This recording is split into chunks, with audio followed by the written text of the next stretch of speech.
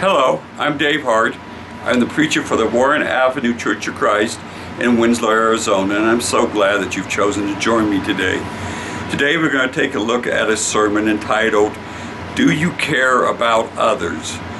Do you care about others? There was once a young boy who went into the pet store and he was going to be able to buy a puppy. And oh, there's something so special about puppies. I love puppies. I don't love the potty training. I don't love the way they chew everything up, but I love puppies, and I think most of us do. And the little boy came in, he looked at all the different little puppies that was around, and the store owner came over and asked him if he could help him, and he said, yeah, I want to buy a puppy today. And he looked at all the puppies carefully, and there was one puppy that was coming up behind the other ones, and it was limping. It was limping, but it too, like all the other little puppies, it was so excited and shaking its little body all over the place and just wanted the attention. And the little boy looked them all over, and he pointed to the one that had the bad leg, and he said, I want that one. And the store owner said, well, why do you want that one, son? He's not going to be like the other puppy. He's not going to be able to run and play and do all the things that you can do, and you know, he's not going to be a puppy that you can do those things with. And the little boy said, well, I don't care, I want that one. And the store owner said, well, listen, I feel bad about this, and if you do want that one, I'll give it to you for free, because he's useless to me. And the boy said, no, I will pay full price for him, because he has just as much value as all the other puppies. And the store owner, shook his head and gave him the puppy, and the little boy paid for him. And he said, son, I just have to ask, why do you want that puppy? And the boy raised up his pant legs, and there was braces on his legs. And he said, because I can understand him. I can understand this one. Jesus became a human being. He became one of us. And he knows all that we deal with and all that makes us broken. But even in our brokenness, we are still worth full value to him. And he cares about us. And he knows what we went through, because he was a human too, and he suffered and his heart broke, and he went through all the things in this life. And to us, no matter how broken we may think we are, no matter how broken we get, and I hear it all the time, listen, when I talk to the friends that I grew up with, a lot of my friends, we grew up in the gym, working out and all that kind of stuff, and when we get together and we talk, it always goes to our aches and pains and what we used to be able to do and what we can't do anymore, and how brittle we are and how easy it is that we get hurt, and the different body parts that are just numb on us anymore, and we don't feel that we have the value as a human being, the physical value that we once had. But the value that we do have, and it will never ever diminish, is our spiritual value. It is our value to God, because he cares about us. He cares about us. Jesus cared about us so much, and he loved us so much that even in our brokenness, even in our neediness, even in our sinfulness, he still came to save us, to help us, to do what he could, and he had compassion and love for us. And today, we're going to look at some of the ways in which Jesus had compassion, some of the ways the Bible commands us to have compassion and to care about others. And I know it's not always easy to care about others, because of our own selfishness, because of our own life, because of how hard it can be to deal with people, because of our mistrust of people. But even in the midst of all of that, we need to remember that God requires us to care about others, to care for others. And we got to be careful not to get so hard-hearted that we just shut people off because of possibly bad experiences we've had of people in the past. We have to remain tender-hearted, and we have to remember that Christians are to be the good guys. To be the good guys. You know, I grew up watching Westerns and a lot of John Wayne movies. Love John Wayne movies. And listen, in those old Westerns, there wasn't no debate about who was good and who was bad. You had bad guys and you had good guys, and the good guys went around and did good stuff regardless of the cost. And that's the way Christians are to be, regardless of the cost, regardless of the consequences. We are to stand up and we're to be the good guys. We're to care about people, care for people, and we're to take care of people to the best of our abilities and our resources. Hebrews 4 verse 15. Hebrews 4 verse 15 says, "For we do not have a high priest who cannot sympathize with our weaknesses, but was in all points tempted as we are, yet without sin." Jesus was fully human. He knew what it was like to be human. He knew what temptations was like. The only difference is, of course, he never gave in to them. But he knew and he understood how hard they were, what a pull they were, and the struggle. And he, there again, understands our brokenness because he became a broken human himself, right? When they put him on that cross. And the suffering that he entailed. So he understands about our pain, about our loss, about our struggles. And he can sympathize with us. And isn't that a wonderful thing when you think about it? If he had never come to earth, he had never become a human, and he had always remained just, fully God, you would have wondered, how can he even understand about us? How can he even know about us? Because he's God, and we're humans, and then those are two different things.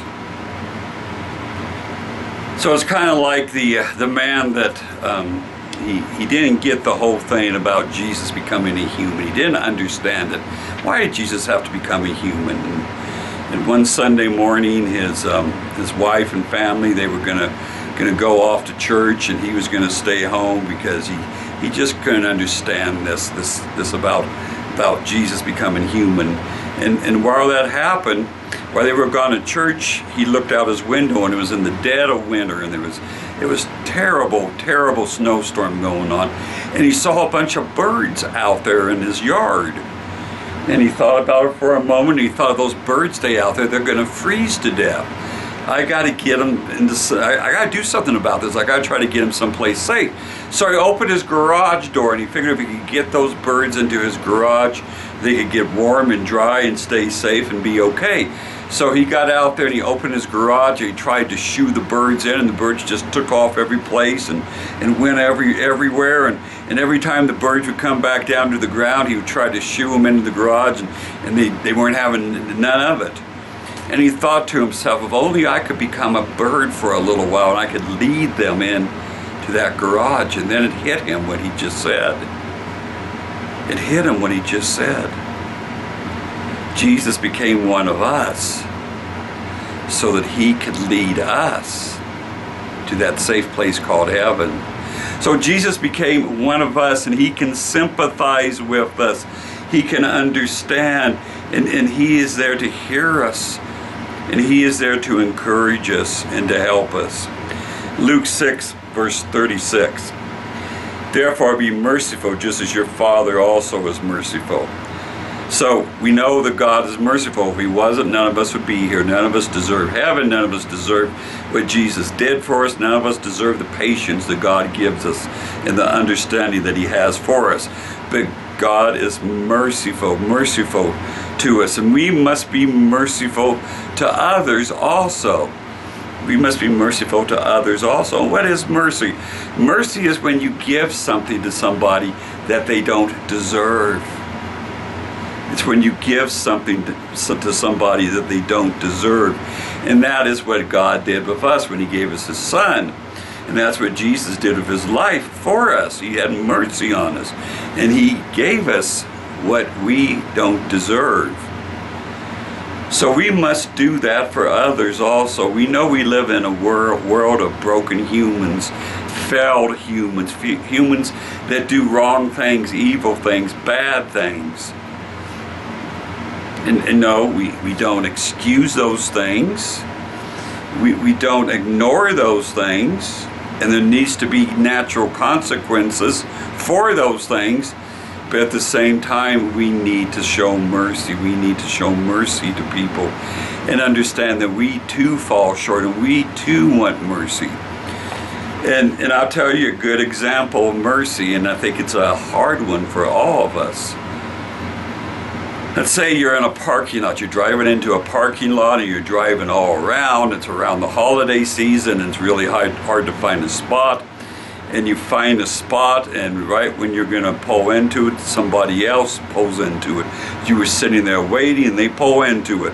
And you think, well, they saw me. And it's easy to get upset, isn't it? It's awful hard to have mercy on somebody when they do something like that, isn't it? But when I think of the great mercy that God has shown me, something like that situation is nothing, folks. It's nothing. So we need to be merciful people. We need to ask ourselves, am I a person that shows mercy? And I'm not talking about things that don't really matter. I'm talking about extreme things that do matter, things that are difficult. Are you still showing mercy in those cases? Ephesians 4 verse 32. Ephesians 4 verse 32. And be kind to one another, tender-hearted, forgiving one another, even as God in Christ forgave you. So we're to be kind to people. Listen, the world is filled with unkindness. If you don't believe me, just go watch the news for a while, or bring up the news on your phone or your computer, and you can see about the cruelty of man to man. And we're right now seeing the images and the stories that are going on over in Ukraine of extreme violence to people. And we can look back throughout history and just see how totally unkind mankind is to each other. And in the world there is so much unkindness. But us Christians, we need to be kind. Listen, I've seen unkindness even in the church. I've seen terrible unkindness. From one Christian to another. Shame on us. We need to be kind people. Now, that doesn't mean that we don't tell people what they need to hear, and that don't mean that we don't correct people, and that don't mean that at times we're going to have to disfellowship people even. It doesn't mean those things, no, but our natural state needs to be one of kindness to one another. Tender-hearted. We need to understand. And listen, it can be hard at times. I was a youth minister for many, many, many years. And some of the stuff that I dealt with teens, it was hard because, you know, I'd been through that stuff and I'm looking at it from a different perspective. But you know, they're in the midst of things. To them, that's the end of the world. You know, my boyfriend dumped me, or my best friend decided to go, you know, out with somebody else and have a good time and didn't invite me, or things that you look back on and you know, and you understand those are just things that you go through.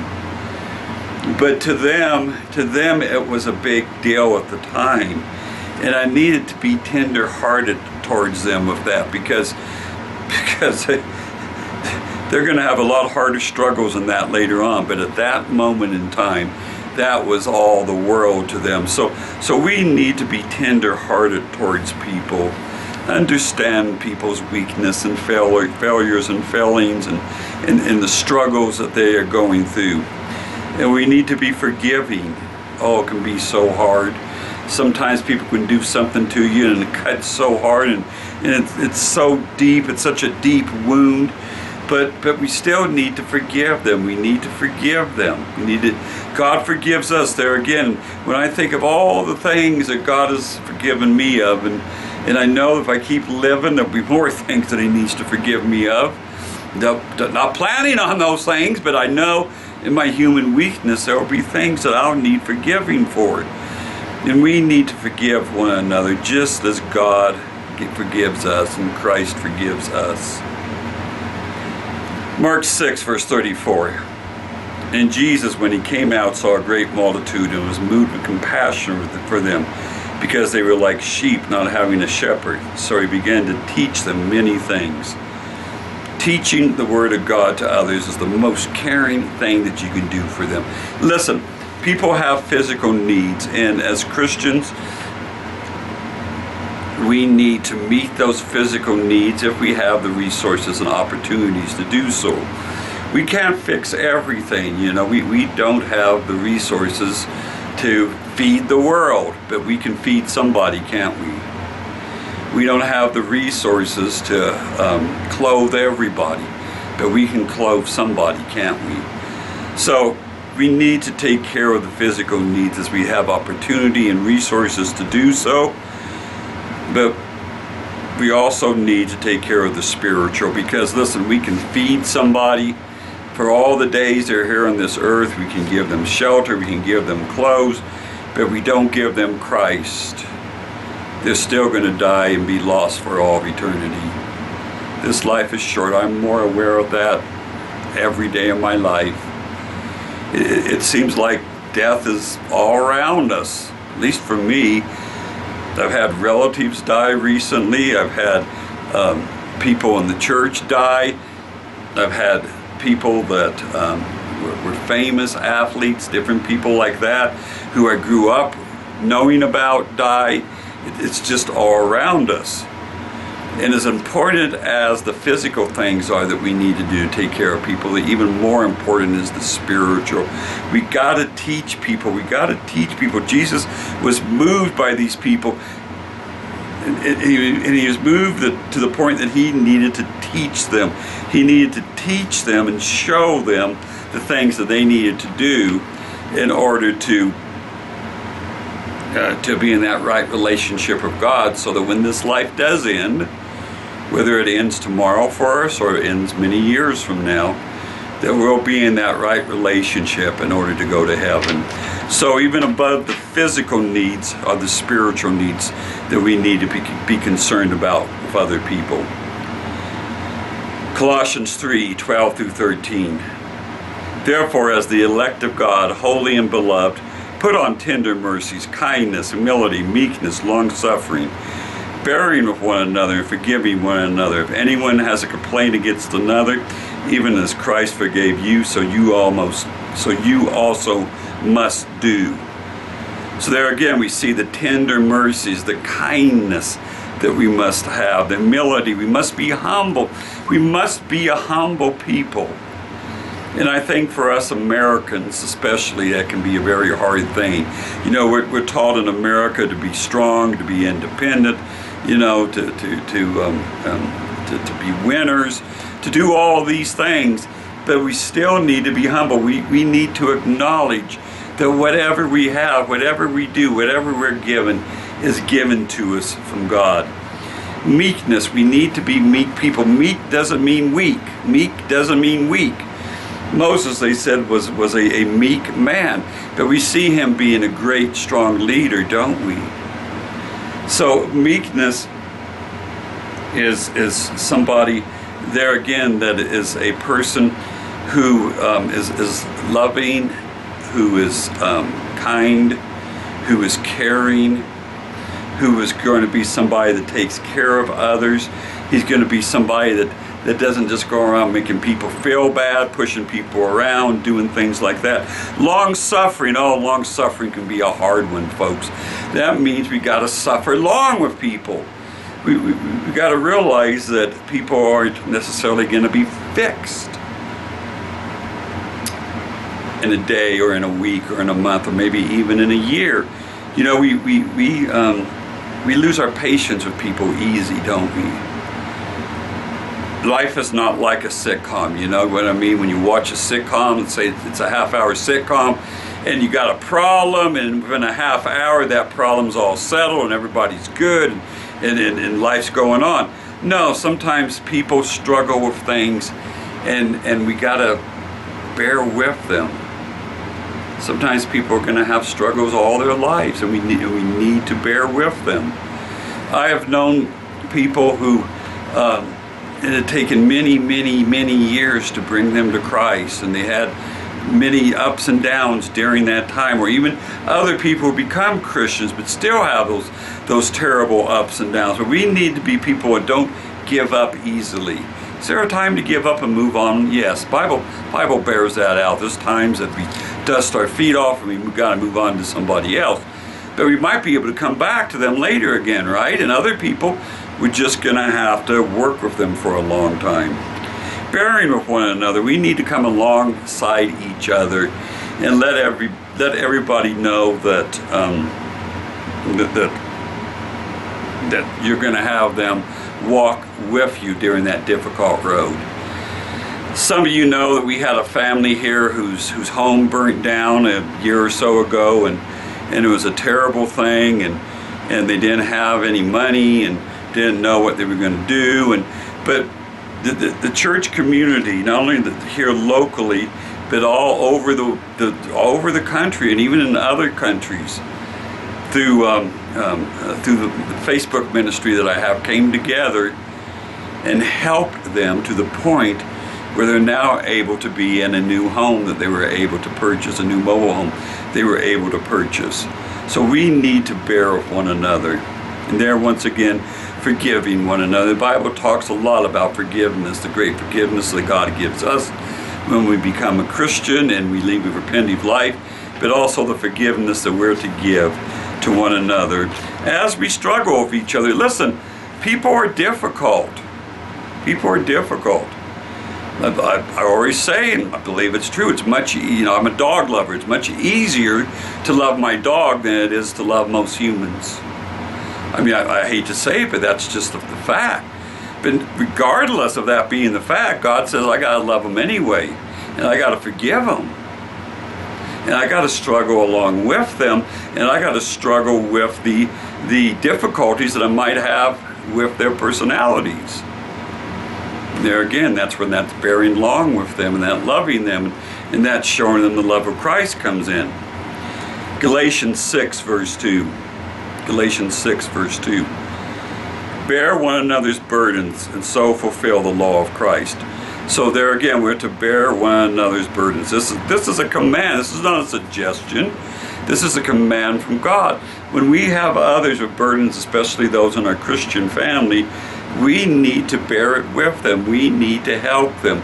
We need to struggle with them. Sometimes we just need to be there for them and talk to them and encourage them. Other times it might be physical resources, or it might be like that old story of the farmer who got sick right before planting season and didn't know what he was going to do. The family didn't know what they were going to do, but all the other farmers in the community come alongside him and planted his crops so that he would be able to have a way to survive in his family. So we need to come along each other, fulfill the law of Christ by bearing each other's burdens. And don't we have a lot of burdens in this life? And I'm afraid the way things are going, and I pray and I hope that I'm wrong, but I'm afraid here in America it's going to get a whole lot worse before it gets better. And I'm afraid that we're going to need to be bearing a whole lot of burdens with one another and each other as time goes on. 2 Corinthians 1, 3 through 4. 2 Corinthians 1, 3 through 4. Blessed be the God and Father of our Lord Jesus Christ, the Father of mercies and God of all comfort, who comforts us in our tribulation, that we may be able to comfort those who are in any trouble, with the comfort with which we ourselves are comforted by God. And I know that I've felt this so many times. I've been in so many different struggles and hard times in my life, and so many different ways, and I've said it before, I'm going to say it again. I don't know how people get along without God. I don't know how they don't go crazy. I don't know how they just don't go in a room and lock themselves in the dark and just give up. I've been in that bottom of that pit so many times in my life. But God was always there with me. God was there to encourage me and to strengthen me. And He always lifted me out one way or another. And He's always got me through it. He's always got me over it. And I'm so thankful for that. And God says He does that so that you can go and comfort others. Oh, there's so many people. Listen, if you're part of a church, right now I can about guarantee you there's somebody going through something and they need you. They need your strength. They need your help. They need your comfort. And God gives to us to give to others. God gives us physical possessions in order for us to share it with others. God gives us the struggles so that we can learn to depend on Him and to understand how to get over those struggles in order to help others with their struggles. So remember that. There again, a command of God. God gets us through. God walks beside us. God is with us to help others. Luke 15, verse 20. Luke 15, verse 20. This is speaking of the prodigal son. Remember the prodigal son? He basically said, "Dad, I want you dead. Give me my inheritance." And he went off and he wasted it. He wasted it on terrible living. And think about that. Everything we have is given from God. Our talents, the money we have, the abilities. And think about taking all that and just wasting it in ungodly garbage. And that's what this son did. And finally he came to his senses and he came back. He came back to his father. And Luke 15 verse 20 says, "And he arose and came to his father, but when he was still a great way off, his father saw him and had compassion and ran and fell on his neck and kissed him." We have to remember this when people want to come back to the church. See, I've seen people who want to come back to the church, and I've heard the people whispering, "Oh, he's just going to do it again," and "Oh, he's left the church 3 times and come back 3 times, and oh, we can't trust him, and oh, he's really not sincere." And listen, those things might be true. It might be true. The guy may not really be sorry for doing what he's doing. He may leave again. He may do those things. But you're not God to know that, are you? It don't matter how many times he leaves and comes back. We need to welcome him with open arms, and we need to love on them, and we need to encourage them, and we need to give them strength and hope, and we need to walk beside them. Not cut them down, not discourage them, not push them away. There was a man in one of the churches that I worked at years ago now. And he was a man who struggled a lot in a lot of different ways. Drugs and stealing and all kinds of things. And over the years that I was working at this church, he would come back for a while and then he'd go back out into this ungodly life, and he'd come back and go back out and come back, and he came back one last time, and unfortunately there was some people in the church that treated him really badly and just really had a bad attitude towards him, and finally he left. And I tried to stay in contact with him, but he kind of moved farther away, and it was harder to do, and he ended up hanging himself. Young man, had 2 daughters, and I talked to this guy's father, and the father told me that the reason that he left the church the last time was because of those people. There was those few people. It wasn't many. It was only 2. A husband and a wife. It was 2 of them that kept discouraging him. That according to this young man's father, drove him away from the church. And listen, there again, I'm not God. I don't know what would have happened if they would have treated him differently, but I believe that he could have had a different outcome, that it could have ended differently. That if he had stayed, if he had not been what he felt like driven away, he might be alive today, and he might have stuck, it might have stuck, and he might have been a godly man today. And the effect on his daughters, tried to stay in contact with the daughters through the years. It's been hard. I've lost contact with them now. The effect it had on them was horrendous. Horrendous. So we need to be people who care about people.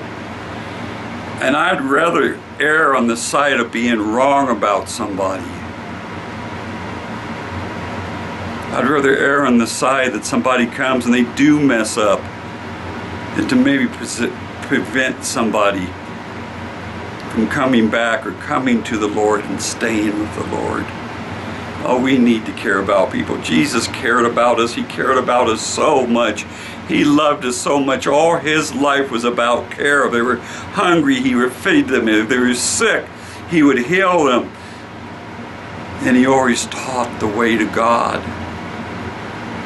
because he cared about him. It didn't matter if he was tired. It didn't matter if he hadn't eaten. It didn't matter. If there was a way to care for people, it was a priority with him, and it needs to be a priority with us. And I hope that you'll think about that this week. How can I be a more caring person in the church, to my family, to my friends, and to the world? And if you are listening today and you are not a Christian, you have not been baptized for the remission of your sins, I beg you, don't wait another day. Call a Church of Christ in your area. Go visit a Church of Christ in your area. Talk to them about salvation. And maybe you've been a member of the Church of Christ in the past, but you've gone away from it for whatever reason. Please, I'm begging you, go back. Go back. Salvation is in the church, and you're going to find a group of caring people when you do go to the Church of Christ. So there will be exceptions, like I just talked about, but in general, you're going to find the most caring, loving people in the world. And if you're watching this video today as your sermon for this Sunday, maybe you're shut in, or some issue has come up that you can't make it to worship service, please don't forget about the other acts of worship. This can be your sermon, but don't forget about taking the Lord's Supper, having prayer time, singing psalms, hymns, and spiritual songs to the Lord, and giving into the Lord's church. And if you found this video useful, I hope that you will share it with others. I hope that you have a wonderful week. Thank you for watching, and God bless you.